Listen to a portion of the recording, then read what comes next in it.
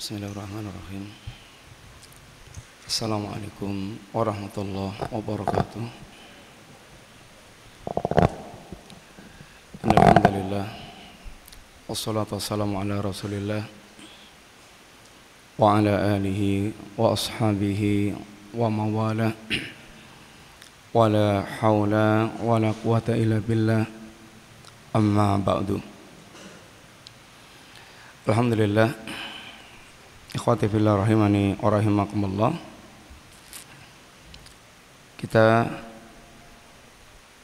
Pembicaraan kita tentang atau yang kita ambil dari kitab Al-Bahrul Ra'iq kita anggap selesai.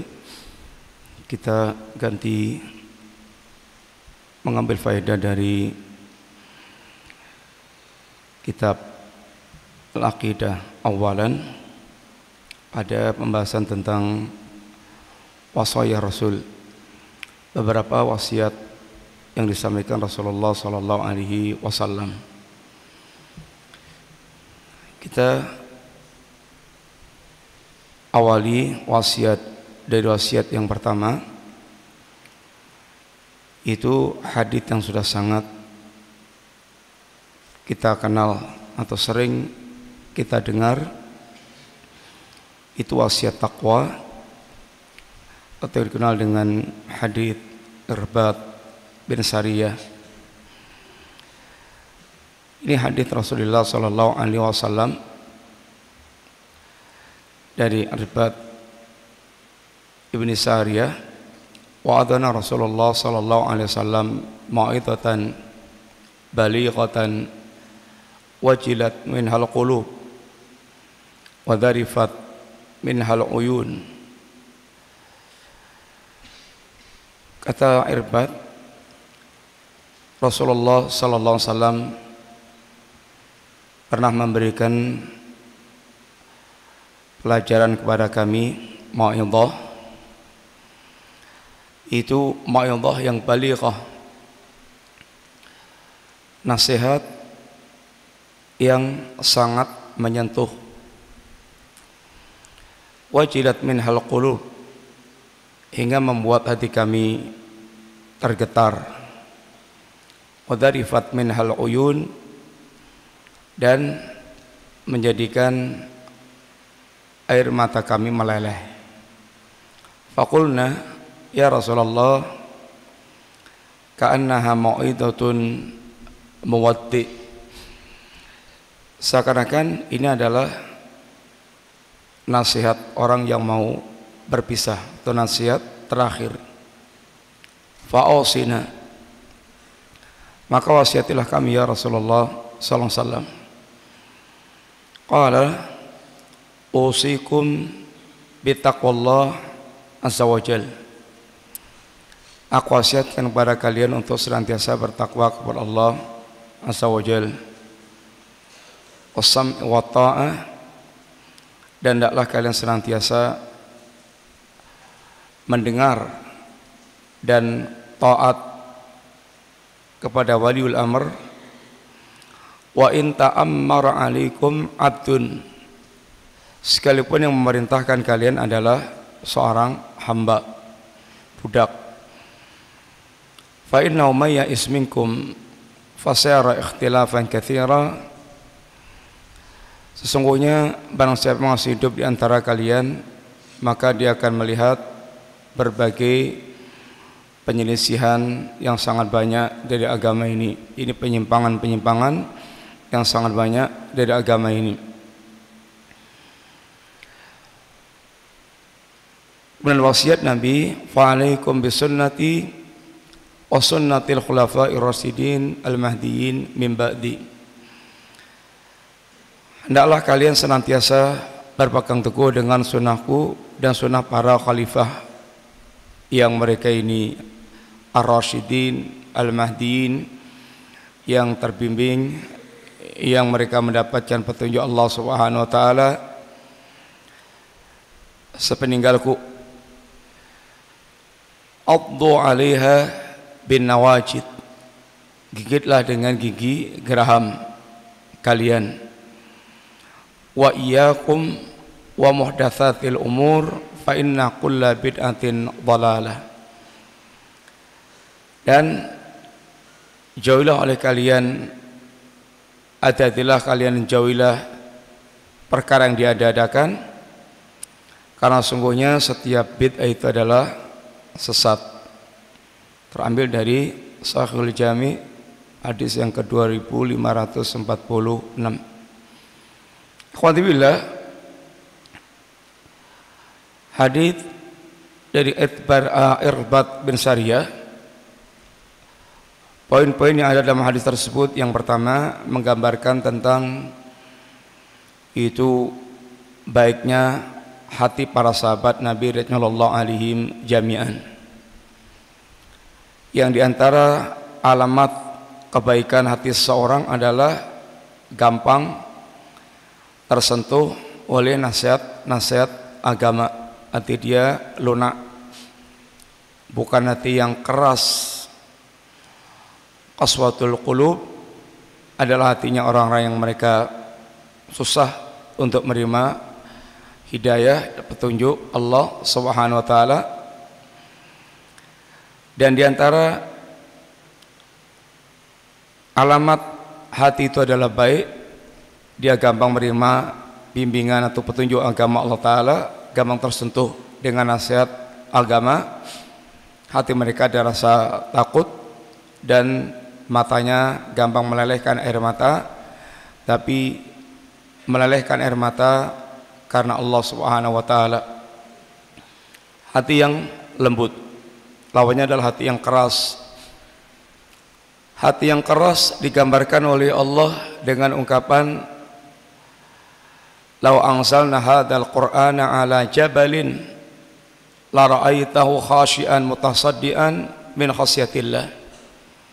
Seandainya Al-Quran ini kami turunkan kepada gunung, niscaya gunung itu akan hancur berantakan. Anda akan lihat gunung itu akan hancur berantakan min khasyatillah, disebabkan karena takut kepada Allah Subhanahu wa taala.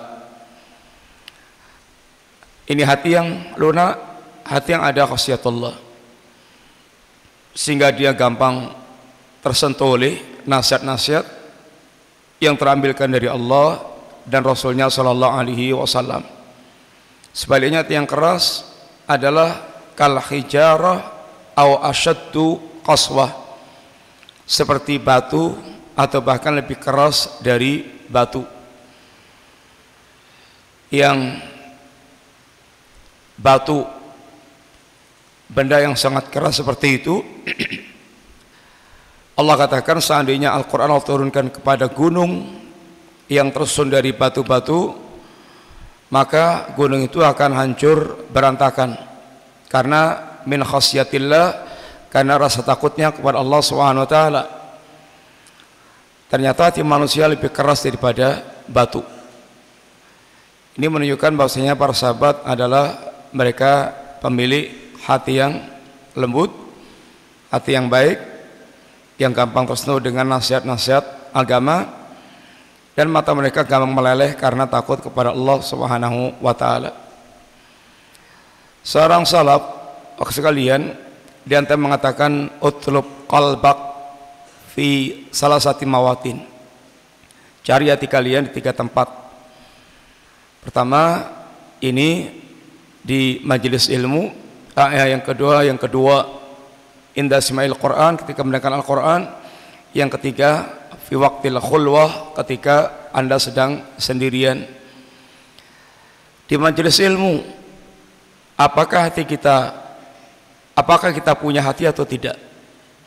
Artinya apakah hati kita bisa merasakan ini saat ketika Al-Quran dibacakan, ketika hadis dibacakan, ketika nasihat-nasihat disampaikan, apakah hati kita bisa merasakan ada atau nyambung dengan nasihat-nasihat yang ternukilkan dari Al-Quran, As-Sunnah, nasihat para salaf atau tidak?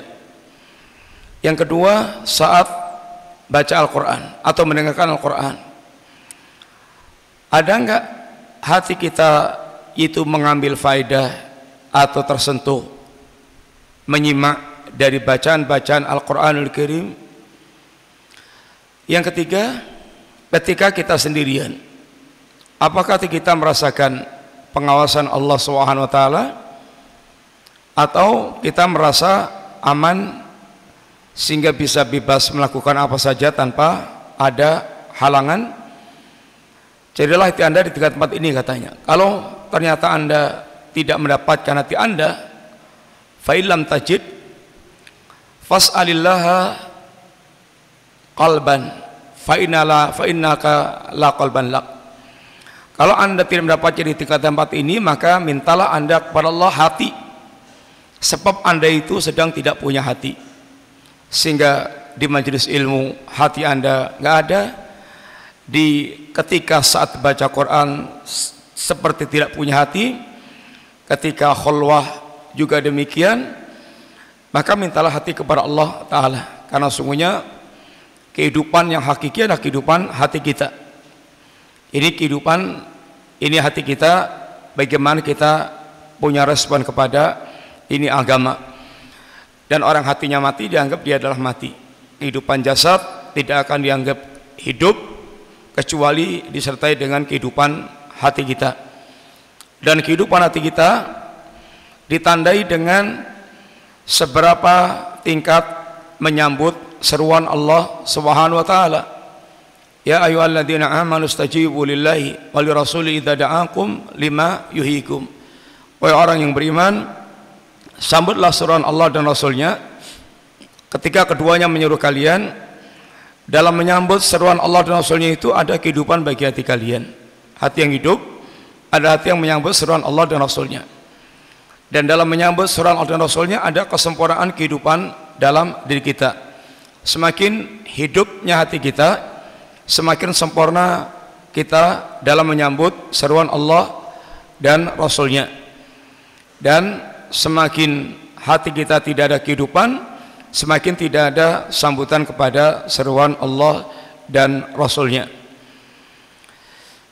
Kemudian para sahabat katakan, ya Rasulullah, ka'annaha mautatun muwaddi, seakan-akan nasihat orang yang akan berpisah ya Nabi, fa'usina, maka wasiatilah kami. Lalu Nabi menyebutkan beberapa wasiat. Wasiat yang pertama, wasiat taqwa Allah. Wasiat yang kedua, wasiat untuk senantiasa mendengar dan taat kepada waliul amr. Wasiat yang ketiga, wasiat yang berkaitan dengan ini tamasuk bisunnah, berpegang teguh dengan sunnah. Wasiat yang terakhir berkaitan dengan agar itu wal ibtiad, menjauhkan dari bid'ah. Ini diantara wasiat Nabi dalam kandungan di dalam hadis ini. Yang pertama, isi wasiatnya khotibillah adalah wasiat taqwa Allah. Wasiat taqwa Allah adalah wasiat Allah, wasiat Rasulnya Sallallahu Alaihi Wasallam, dan wasiat para salaf. Allah Subhanahu Wa Taala senantiasa mewasiatkan yaitu ketakwaan kepada Allah Subhanahu Wa Taala. Walaqad wasayna alladzina utul kitaba min qablikum wa iyyakum anittaqullaha. Dan kami wasiatkan kepada ahlul kitab sebelum kalian dan kepada kalian, ini kaum muslimin, anittaqullaha, untuk senantiasa bertakwa kepada Allah Subhanahu wa taala. Sehingga Nabi dalam khutbatul hajah beliau bacakan ayat-ayat wasiat takwa. Ya ayyuhalladzina amanu taqullaha haqqa tuqatih, ya ayyuhan nasu taqu rabbakum, ya ayyuhalladzina amanu taqullaha wa qulu qawlan sadida. Ini wasiat-wasiat, ini takwa. Demikian pula Rasulullah Sallallahu Alaihi Wasallam banyak beliau mewasiatkan senantiasa untuk kita bertakwa kepada Allah Taala, seperti juga hadis ini dan juga hadis yang lainnya seperti ittaqillaha haitsuma kunta. senantiasa adalah kalian bertakwa kepada Allah Ta'ala dimanapun anda yakni berada. Dan termasuk diantaranya Nabi mengajarkan doa-doa untuk meminta ketakwaan kepada Allah Ta'ala, karena semua kebaikan di tangan Allah Ta'ala. Biyadihil khair, segala kebaikan di tangan Allah Ta'ala. Dan diantaranya ketakwaan hati, semuanya adalah ini termasuk bagian dari pemberian Allah Ta'ala. Allahumma inni as'aluka al-huda wat-tuqa wal-afafa wal-ghina. Ya Allah, aku minta kepada Engkau al-huda, ini ketakwaan hati, wat-tuqa petunjuk, wat-tuqa dan ketakwaan hati, wal-afaf dan sifat ifah, menjaga diri dari terjerumus dalam kehinaan dengan terhina karena meminta-minta yang berkaitan harta, atau terhina karena melakukan perbuatan yang buruk atau fahisyah. Wal ghina, dan kecukupan. Dan pangkal pokok kecukupan adalah rasa qanaahnya hati. Laisal ghina bi kasratil arab walakinal ghina ghina nafs. Yang namanya kaya bukan karena banyaknya harta perabot, tapi kaya adalah kayanya hati kita. Sehingga takwa merupakan bagian wasiat Allah dan wasiat ini Rasulnya sallallahu alaihi wasallam. Dan takwa, ikhwati billah, secara bahasa maknanya adalah al-wiqayah, ini benteng, sesuatu yang bisa membentengi kita. Sehingga takwa adalah benteng yang akan, atau tameng yang akan bisa membentengi kita dari kemurkaan Allah Subhanahu wa taala. Sehingga takwa adalah wujudnya ketaatan kepada Allah dan menjauhi apa yang dilarang oleh Allah Subhanahu wa taala. Yang ini akan menjadi benteng dari kemurkaan dan adab Allah Subhanahu wa taala. Dan kalimat takwa sering dikaitkan dengan diidhafahkan kepada Allah, disandarkan kepada Allah, atau disandarkan kepada hari-hari kiamat, hari yang sangat dahsyat. Seperti diantaranya wattaqullaha, ini takwa yang disandarkan kepada Allah Ta'ala, agar seorang hamba dia mengingat keagungan Allah sehingga dia bisa membentengi dirinya dari hal yang akan menjadikan kemurkaan Allah, dan dengan melaksanakan yang diperintahkan oleh Allah Subhanahu wa taala. Demikian juga dikaitkan dengan hari yang sangat dahsyat. Wattaqu yauman, takutlah kalian akan datangnya hari. Wattaqu yauman turja'una fi ilallah, takutlah anda akan datangnya hari di mana hari itu anda akan dihimpun menghadap Allah Subhanahu wa taala. Yang hari-hari itu dikatakan Allah pula wattaqu yauman la yajzi nafsun an nafsin syai'an, hari di mana seorang tidak akan lagi bisa berbuat apa-apa terhadap yang lainnya, walaupun ayah kepada anak, anak kepada ayah, suami kepada istri, istri kepada suami, dan seterusnya. Hari-hari yang digambarkan Allah yaitu apabila seorang dia tidak memiliki kesiapan bekal, hari yang mata manusia terbelalak, yauman tataqallabu fil qulub wal absar, hati manusia akan bergolak dan mata manusia akan terbelalak. Hari yang sangat dahsyat, sehingga agar manusia mempersiapkan bekal untuk bisa membentengi dirinya dari kesulitan di hari yang sangat dahsyat, yang apabila dia tidak memiliki bekal maka dia akan benar-benar merasakan dahsyatnya hari itu. Carilah bentengnya, carilah bekal yang bisa membentengi kita dari kesulitan di hari itu. Kemudian para salaf kita memiliki beberapa ungkapan yang berkaitan dengan takwa. Sahabat Ibn Mas'ud ketika beliau menjelaskan kalimat takwa pada ayat Allah, ya ayyuhalladzina amanu taqullaha haqqa tuqatih, bertakwa kepada Allah dengan sebenar-benar takwa. Kata beliau, yaitu ayyuta'a fala yuqsa wa yuzkara fala yunsa wa yushkara fala yuqfar. Kata Ibn Mas'ud, takwa yang sebenarnya itu apabila yang pertama Allah Subhanahu wa taala yang ditaati dan tidak dimaksiati, sehingga senantiasa hamba yang senantiasa taat kepada Allah Ta'ala dan tidak bermaksiat kepada Allah Subhanahu wa Ta'ala.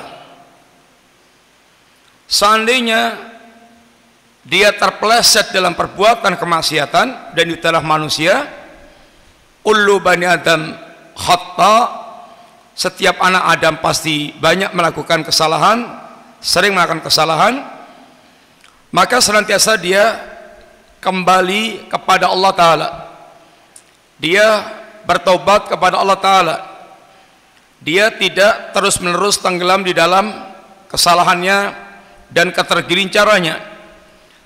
Karena bukan ciri orang bertakwa itu dia tidak pernah terpeleset dalam perbuatan kekeliruan, kemaksiatan. Bahkan Allah katakan di antara ciri yang bertakwa, alladzina idza fa'alu fakhsyatan aw dzalamu anfusahum dzakarullaha fastaghfaru lidunubihim.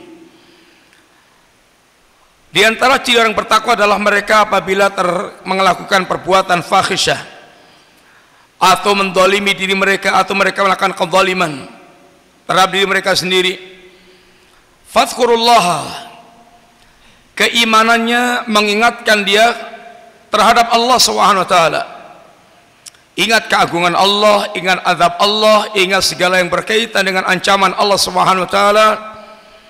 Lalu hal itu membuat hatinya tergetar sehingga dia kembali kepada Allah Subhanahu wa taala, meminta ampun kepada Allah Subhanahu wa taala, dan dia tahu bahwa tidak ada yang bisa mengampunkan dosa kecuali Allah taala. Dan mereka tidak walam yusirru ala ma fa'alu, dan mereka tidak bergelimang terus menerus dalam perkara apa yang mereka ini telah lakukan dari kemaksiatan tersebut. Sehingga yang pertama adalah ayyuta'a fala yu'sa, Allah zat yang senantiasa dia taati dan tidak dia maksiati. Yang kedua, ayuzkara fala yunsa, Allah zat yang senantiasa dia ingat dan tidak dia lupakan. Sehingga seorang yang bertakwa di antaranya dawamu dzikrillah, dia senantiasa dalam keadaan berzikir kepada Allah Subhanahu wa taala, baik itu zikrul qalb, zikir hati, atau zikrul lisan, zikir lisan, atau zikrul jawari, zikir jawari. Dan asal zikir yang akan memberikan manfaat adalah zikrul qalb. Karena zikir lisan tanpa zikirnya hati, maka zikirnya bisa menjadi la yang fa', kalimat-kalimat yang tidak akan dia hayati dan tidak dia renungkan, sehingga tidak akan berbekas dalam diri dia. Karena semuanya ibadah yang ditegakkan itu sungguhnya dalam rangka untuk liiqamati dzikrillah. Salat yang kita lakukan ini aqimis shalah li dzikri, tegakkan salat dalam rangka untuk mengingatku. Sehingga ada salat yang mereka qad aflaha, salatnya orang yang mereka betul-betul meraih keuntungan, sebab dia khusyuk, hatinya menyimak, dia bisa merasakan dengan salatnya itu menjadi bagian zikir kepada Allah Subhanahu wa taala. Ada yang orang yang salat tapi fawailun lil musallin. Celaka orang yang mereka ini salat, di antara salat yang mereka kehilangan kekhusyukan, kehilangan zikrullah, salat yang hanya bagikan badan tanpa ruh, sehingga khusyuknya khusyuk nifak penuh dengan kemunafikan, sehingga salat yang tidak kemudian membekas dalam diri seorang. Salat yang benar-benar tegak akan berbuah inna salata tanha anil fahsya wal munkar, akan mencegah pelakunya dari perbuatan fahsya dan munkar. Adapun salat yang mereka tidak berbekas, maka tidak akan ini berbekas apapun. Dia hanya dapat capek, ya ini tegak berdiri, sujud, ruku, tapi nggak ada dampak dalam kehidupan dia. Haji ditunaikan, kata Nabi, wajah ini wajuila at-tawaf fil bait wa sa'yu, ini dan sa'i, wa ramyul jimar, dan melimpar jumroh, li iqamati dzikrillah, dalam rangka untuk berzikir kepada Allah Subhanahu wa taala. Bahkan setelah kita melakukan amalan-amalan yang Allah katakan zikir, kita pun diperintahkan berzikir kepada Allah taala. Jumat, salat Jumat, Allah katakan dengan zikrullah, ya ayyuhalladzina amanu idza nudiya li salati min yaumil jum'ah fas'au ila dzikrillah. Segeralah Anda yaitu berangkat untuk berzikir kepada Allah, yaitu melaksanakan salat Jumat. Kemudian setelah selesai salat Jumat, diantaranya fa idza qudiyatis salatu fantashiru fil ardi wabtaghu min fadlillah wadhkurullaha katsiran. Sehingga bagaimana kita senantiasa dalam keadaan dawamu dzikrillah, senantiasa ingat kepada Allah taala. Haji adalah dari awal sampai akhir dilakukan liqamati dzikrillah. Tapi selesai haji, apa kata Allah? Wa idza qadaitum manasikakum fadhkurullaha. Kalau Anda selesai melakukan haji, maka berzikirlah kalian kepada Allah SWT, kadzikrikum aba'akum aw ashadda dzikra, seperti kalian mengingat kakek moyang kalian atau bahkan lebih daripada itu. Salat ini, setelah kita salat, kita pun diperintahkan berzikir kepada Allah taala. Ini semuanya ini menerangkan bahwa semua amalan ibadah yang kita lakukan agar senantiasa kita tidak lepas daripada zikrullah. Ketika Nabi menyebutkan tentang yang terbaik dalam masalah haji, dalam masalah mengiring jenazah, dalam masalah ngurus masjid, apa kata Nabi? Aktsaruhum lillahi dzikra. Yang terbaik di antara mereka yang paling banyak ingatnya kepada Allah Subhanahu wa taala, sehingga ruhnya ada pada zikrullah. Orang yang senantiasa bertakwa kepada Allah, satu, ayuta'a fala yu'sa, yang kedua ayuzkara fala yunsa, hendaknya Allah senantiasa diingat dan tidak dilupakan. Kemudian wa ayushkara fala yukfar, dan Allah senantiasa disyukuri nikmat-nikmatnya dan tidak dikufuri. Sahabat Ali bin Abi Thalib, beliau diantaranya memiliki kalimat seputar takwa. Orang yang mereka bertakwa kepada Allah Subhanahu wa taala itu, satu, al khaufu minal jalil, dia ada rasa takut kepada Allah al jalil, hatinya ada rasa takut kepada Allah Subhanahu wa taala. Dan orang yang mereka hatinya ada rasa takut kepada Allah Subhanahu wa taala, yang jelas nyambung hatinya dengan Allah apabila diingatkan hal-hal yang berkaitan dengan Allah Subhanahu wa taala.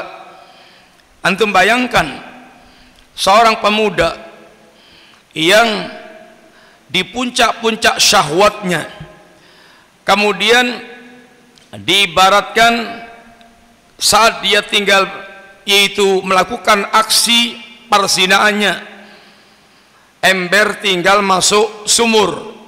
Lalu ada kalimat ittaqillah, bertakwalah Anda kepada Allah. Kalimat ini seakan-akan kemudian langsung meruntuhkan gunung menjadi luluh lantak dari syahwat yang memuncak, kemudian langsung ambiar sehingga langsung luluh syahwatnya, dia tinggalkan karena Allah Subhanahu wa taala. Seandainya hatinya bukan hati yang bertakwa kepada Allah taala, tidak akan mungkin orang yang demikian seperti itu. Ada rasa getaran hatinya ketika diingatkan hal yang berkaitan dengan Allah Subhanahu wa taala. Yang pertama, al-khaufu minal jalil, yaitu ada rasa takut kepada Allah al-jalil. Takut yang memisahkan antara dia dengan kemaksiatan. Yang doa Nabi sallallahu alaihi wasallam, Allahumma inni as'aluka khasyataka ma tahulu bi bainana wa baina maksiatik. Ya Allah, aku minta kepada Engkau rasa takut yang bisa memisahkan antara diriku dengan maksiat kepadamu,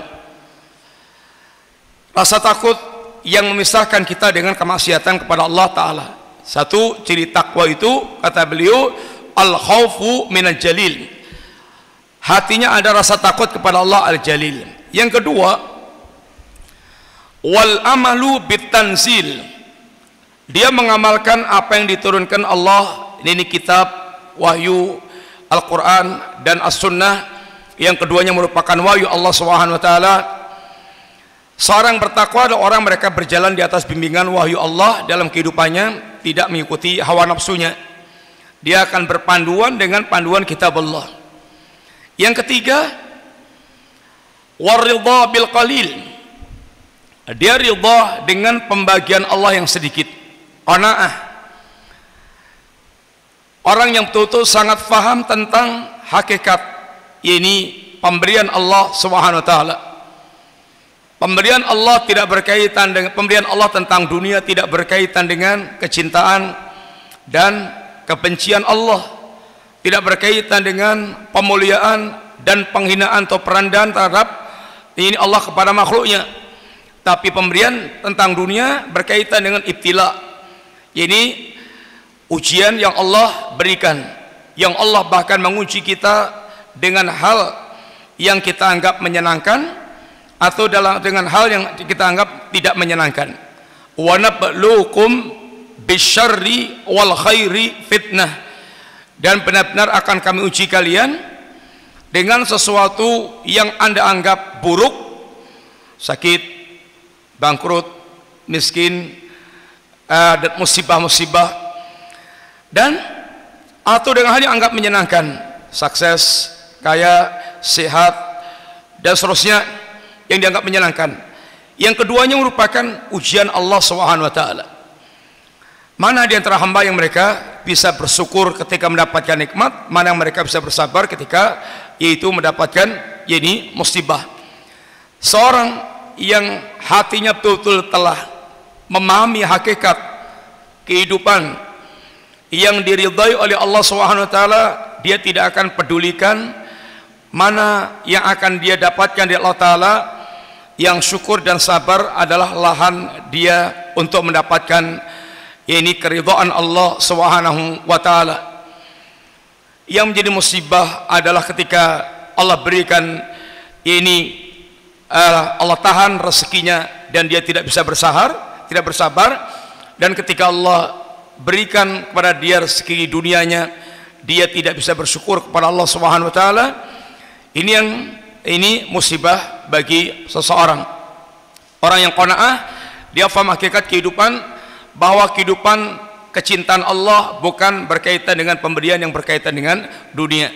Ridhanya dia dengan pemberian Allah yang sedikit menunjukkan dia orang yang betul-betul sangat faham dengan hakikat ini, bagaimana Allah memperlakukan hambanya di dunia.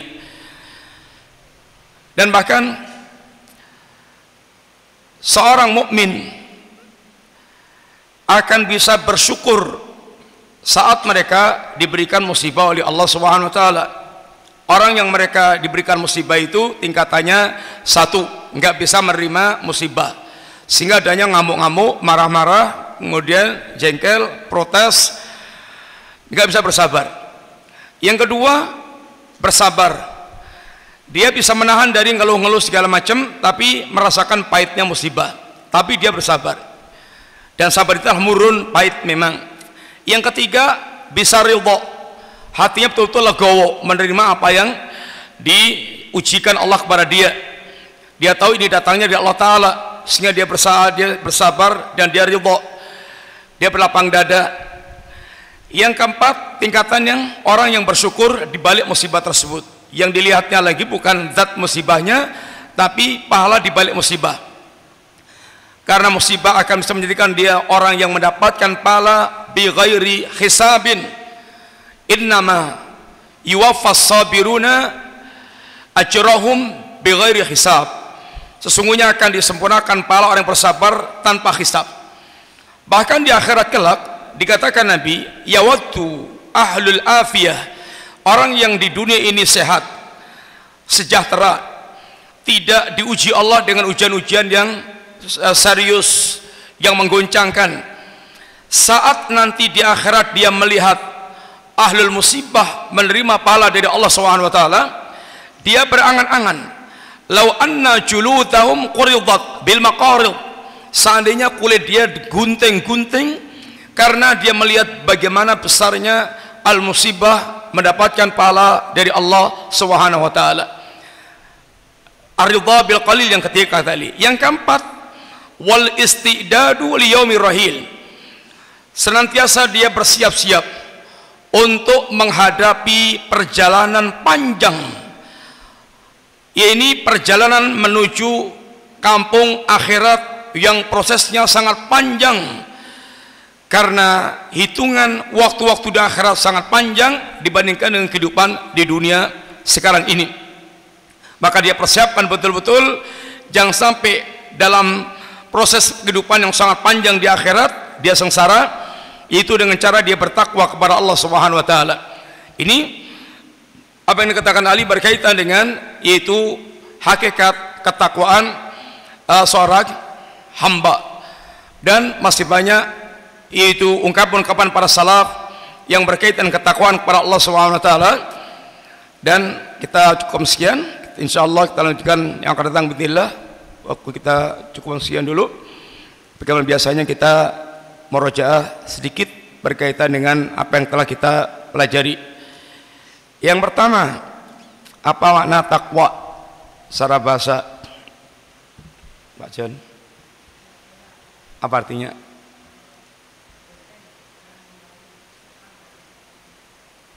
Ya, kemudian yang kedua, sebutkan ayat atau hadis yang berkaitan dengan takwa. Ya, Ustaz Mardi. Ya, Nas, mana?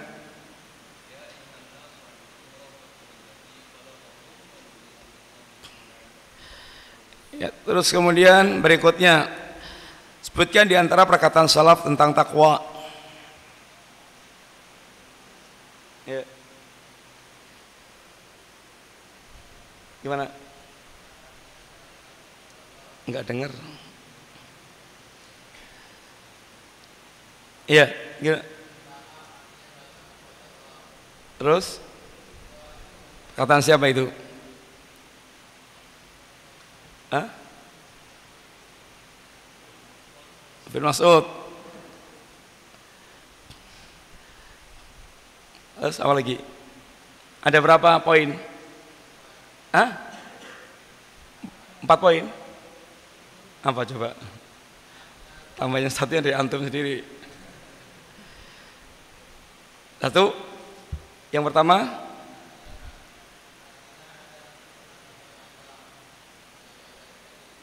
apa? Pertama apa? Takut kepada Allah. Yang kedua, apa yang kedua? Hah? Keliru antum masang. Keliru dengar atau gimana? Yang apa? Yang terakhir, sebutkan wasiat Nabi yang berkaitan dengan takwa.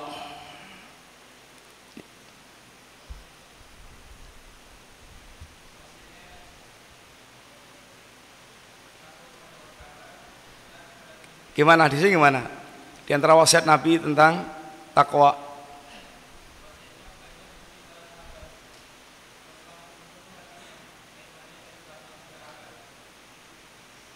Nabi, kalimat Nabi, wasiatnya gimana tentang takwa?